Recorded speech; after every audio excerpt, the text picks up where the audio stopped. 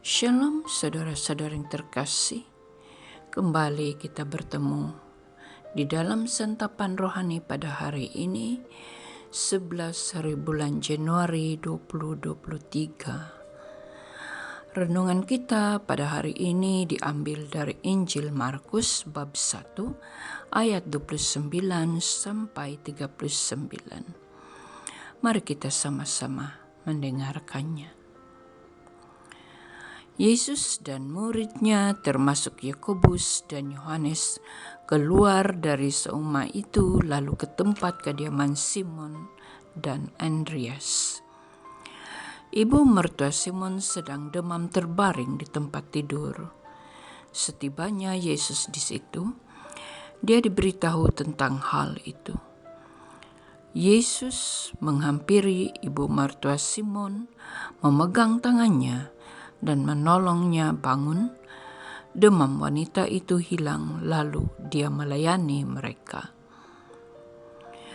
Apabila malam menjelang, semua orang sakit dan orang yang dirasuk oleh roh iblis dibawa kepada Yesus. Semua penduduk kota berhimpun di hadapan pintu itu. Yesus menyembuhkan ramai orang daripada pelbagai penyakit. Dia juga menghalau roh-roh iblis sambil memerintahkan mereka diam karena mereka tahu siapa dia. Keesokannya pada waktu subuh, Yesus bangun lalu pergi keluar kota ke suatu tempat yang sunyi untuk berdoa. Simon dan rekan-rekannya pergi mencari Yesus. Setelah menjumpainya, mereka berkata, "Semua orang sedang mencarimu." Yesus berkata, "Kita mesti ke kota-kota lain di negeri ini, supaya aku dapat menyebarkan Injil di sana. Sebab untuk itulah maka aku datang." Lalu Yesus menjelajah ke serata Galilea dan berkhotbah di seumah dan menghalau roh-roh iblis. Injil Tuhan, terpujilah Kristus. Saudara-saudariku yang terkasih, baru hari Minggu kemarin kita merayakan pesta Yesus dibaptis di Sungai Yordan. Dan di dalam pembaptisan itu, sebenarnya Yesus tidak memerlukan, tetapi karena itu adalah suatu panggilan di dalam kehidupan dia sebagai putra Allah untuk melaksanakan apa yang telah dipertanggungjawabkan oleh Allah Bapa di surga. Seperti mana yang kita lihat dalam bacaan pada hari ini, di dalam Yesus menerima permandian ataupun kita merayakan pestanya itu permandian di Sungai Yordan, berarti Yesus menerima tanggung jawab suatu pelayanan yang luar biasa yang telah dipercayakan oleh Allah kepadanya. Dan di dalam bacaan pada hari ini kita melihat bagaimana Yesus melaksanakan tanggung jawab itu. Dia melakukan penyembuhan-penyembuhan seperti mana yang terdapat di dalam Injil Markus ini. Dia menyembuhkan wanita itu, yaitu ibu mertua Simon. Kemudian banyak lagi orang sakit yang datang kepadanya.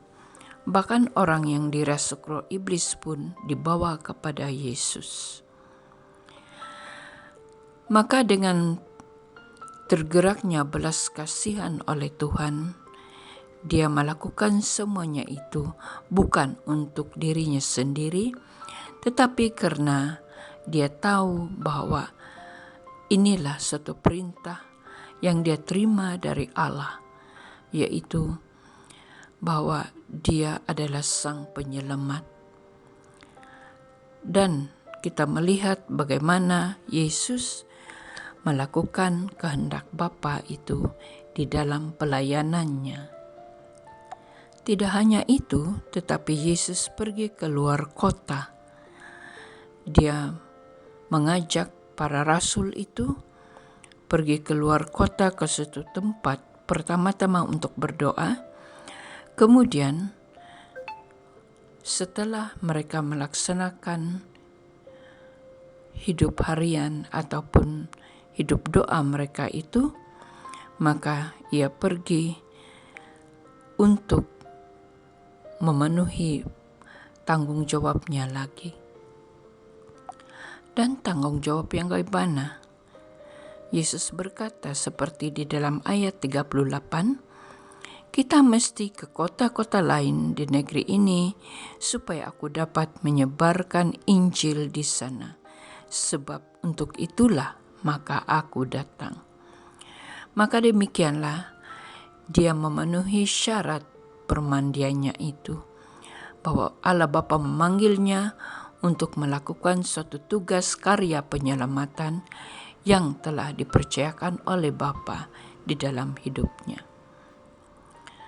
Maka itu saudara-saudara yang terkasih, kita juga terpanggil untuk melakukan perkara yang sama seperti halnya Yesus. Mari dengan penuh iman, harapan, dan kasih kita berdoa memohon kekuatan dari Tuhan agar kita mampu melaksanakan karya-karya ini yang dipercayakan oleh Yesus kepada kita, dan kita dapat melaksanakan dengan penuh kasih, dengan penuh belas kasihan, sehingga kita dapat memuliakan Allah. Semoga sabda ini memberikan kita kekuatan, serta memberi kita rahmat berkat melalui pelayanan-pelayanan yang kita lakukan. Amin. Dalam nama Bapa dan Putra dan Roh Kudus. Amin.